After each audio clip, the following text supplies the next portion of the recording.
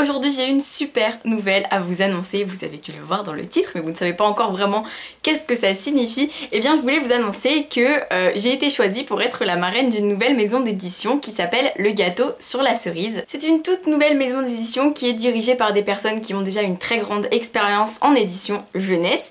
Et donc pour l'instant il y aura des livres pour enfants et pour préadolescents, adolescents et jeunes adultes. Donc ça va vraiment être spécialisé là-dedans. Et c'est centré sur des héroïnes en particulier, des héroïnes qui en ont dans le ventre, des héroïnes qui montrent qu'elles sont fortes, qu'elles peuvent faire plein de choses.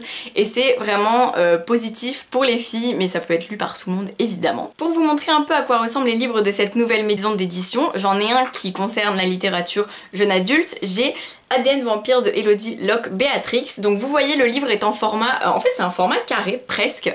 C'est assez sympa je trouve, c'est pas trop grand. Le livre est à 16,50 € et il y a un petit truc trop génial. Je suis sûre que vous allez tous adorer. En fait à la fin on a un carnet détachable. Donc voilà, on a un petit carnet qui se détache et ça va être présent dans tous les livres de la maison d'édition.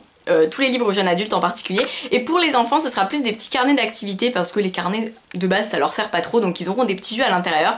Donc voilà, selon l'âge c'est adapté. Donc là on a des petits carnets, du coup je vais le détacher avec vous. Ça se détache super facilement, heureusement, parce que vu que je suis un boulet sinon mon livre aurait été tout déchiré. Voilà le petit carnet, à l'intérieur c'est un format quadrillé, donc n'hésitez pas à me dire ce que vous en pensez hein, bien sûr, parce que moi je peux aussi faire rôle d'intermédiaire si vous avez des conseils, des avis à donner pour la maison d'édition. Donc je vais vous mettre en barre d'infos tous les liens utiles pour les sites, pour que vous puissiez voir les prochaines sorties si vous avez envie de voir un peu qu'est-ce qui peut vous attendre de cette maison d'édition. Et je vais vous parler de celui-ci que j'ai déjà lu et que j'ai beaucoup apprécié. Il s'agit du deuxième roman de Elodie. Elle avait déjà écrit Hanako qui était destiné à un public plus jeune. Ici c'est ADN Vampire. C'est l'histoire de Carmine qui est pas une adolescente comme les autres et qui est pas non plus une vampire comme les autres, c'est-à-dire qu'elle est une vampire mais elle a pas été mordue, elle est vampire depuis qu'elle est née. Elle fait partie de cette nouvelle génération de vampires qui sont nés comme ça parce que les familles avaient envie de pouvoir avoir des enfants et donc des enfants vampires.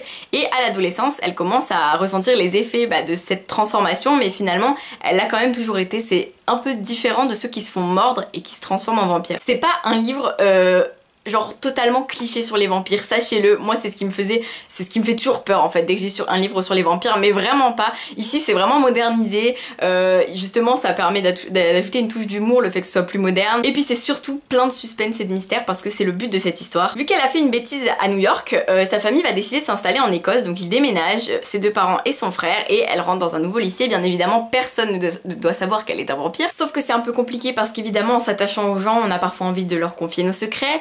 Et puis elle va aussi rencontrer un autre vampire qui est aussi dans son lycée, et là aussi est-ce qu'elle va se laisser aller à être avec lui, est-ce qu'elle va réussir à maîtriser sa soif de sang parce que c'est super compliqué vu qu'elle est en train de se transformer. Elle a beaucoup de mal à ne pas se jeter sur les humains, c'est un peu dommage. Mais surtout avec toutes ces histoires elle va se retrouver emmenée dans une enquête assez bizarre. Il y a plein de meurtres étranges autour d'elle qui n'ont pas l'air d'avoir été faits par un humain normal, et ça pourrait bien bouleverser un petit peu plein de choses au sein d'elle-même et de toute sa famille. L'intrigue est super bien menée, on voit pas forcément en fait on voit pas le truc venir, même si pourtant on pourrait, mais moi j'ai été totalement surprise par toutes les révélations, par tous les rebondissements. C'était assez génial. On n'est pas dans un roman cliché comme je vous l'ai dit parce que c'est pas facile, c'est justement.